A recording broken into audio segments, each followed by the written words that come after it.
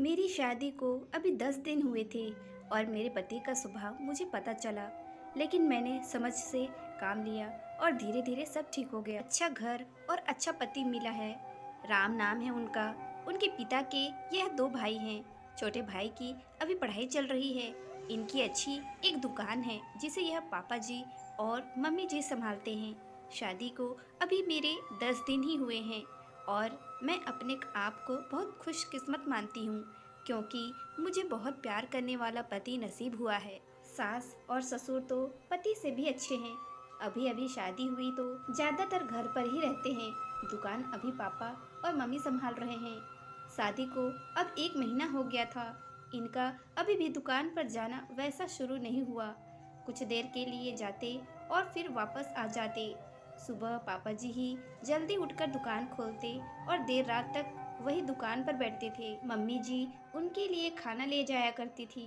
यह दिन भर मेरे पीछे ही घूमते। मैंने इन्हें बोला कि अच्छा नहीं लगता, अब आप रेगुलर दुकान पर जाना शुरू करिए, वरना पापा मम्मी कहेंगे कि मैंने आपको कंट्रोल कर रखा है। उन्होंने बोला ऐसा कुछ नहीं होगा, वो सब बातें तुम मत सोचो। एक दिन हमारे कमरे की नल की टंकी खराब हो गई तो हमारे बाथरूम में पानी नहीं आ रहा था, तो मुझे नहाने के लिए हॉल के बाथरूम में जाना पड़ा। मेरे पति तब सो रहे थे। मैं बाथरूम में नहाने गई। कुछ ही सेकंड बाद वो भी उठकर दरवाजे के बाहर आ गए और बाहर से ही मुझे आवाज़ देते हैं, रोशनी तुम अंदर हो? मैंने बोला हाँ, अपने रूम में पानी नहीं आ रहा था, इसलिए मैं बाहर आकर नहा रही हूँ। फिर जब तक मैं नहाकर वापस नहीं आई तब तक वो दरवाजे के बाहर ही खड़े रहे। ऐसा वो रोज करने लगे। एक दिन वो बाथरूम में नहा रहे थे, तब कोरियर वाला आया।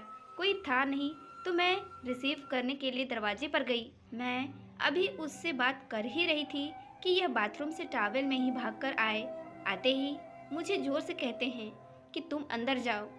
फिर उसके जाने के बाद किचन में आकर मुझसे कहते हैं कि इस तरह अनजान आदमी से बात करना सेफ नहीं है, तुम ध्यान रखा करो। फिर इसके बाद मैंने कई बातें देखी, जैसे जब हम बाहर जाते थे तब वो मुझे इधर उधर नहीं देखने देते थे। कहीं खाना खा रहे होते थे तो मेरी नज़रें कहाँ है, मैं कैसे देख रही हूँ, देखते थे। बार बार अपनी जगह बदलते रहते थे। मेरे पति का यह स्वभाव मेरे सास ससुर भी देख रहे थे।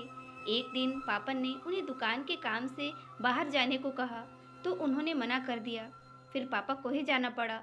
वो बस मेरे पीछे ही रहते। फ़ोन पर मैं किससे बात कर रही हूँ, मेरे फ़ोन में नंबर और मैसेज भी चेक किया करते।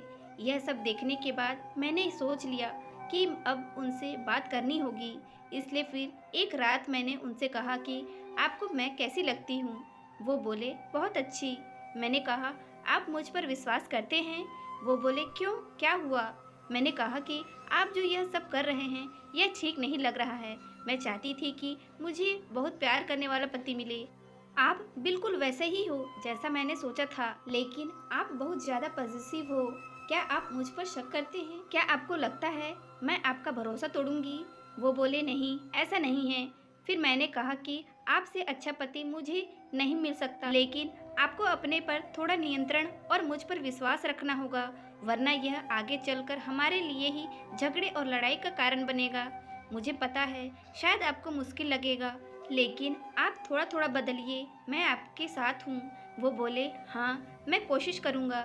अगली सुबह मैंने उनको उठाया और कहा कि दुकान आप जाएंगी और खाने से पहले नहीं आएंगी, मैं घर में ही हूँ, चाहे तो आप फ़ोन कर लेना। वो जैसे तैसे मन मार कर गए, कभी रूठ कर तो कभी प्यार से। धीरे धीरे उनकी आदत में सुधारने की कोशिश कर रही हूँ। एक पत्नी ही अगर पति को नहीं समझेगी तो कौन समझेगा। बहुत हद तक मैंने उनका स्वभाव बदल दिया है। बात को बढ़ाना नहीं, बात को किस तरह से सुलझाया जाए यह सोचना चाहिए। हम दोनों में एक बात तय हुई कि हम एक दूसरे के मन में क्या चल रहा है हमेशा एक दूसरे को बताते रहेंगे। बात नहीं करना, अपनी बात मन में ही रखना ही किसी समस्या को जन्म देता है। तो दोस्तों, ये प्यारी सी कहानी आपको कैसी लगी प्लीज़ हमें कमेंट करके ज़रूर बताइए, और इसी तरह की इंस्पिरेशनल स्टोरी सुनने के लिए हमारे इस चैनल को लाइक करिए, अच्छी लगी तो सब्सक्राइब करिए। Thank you.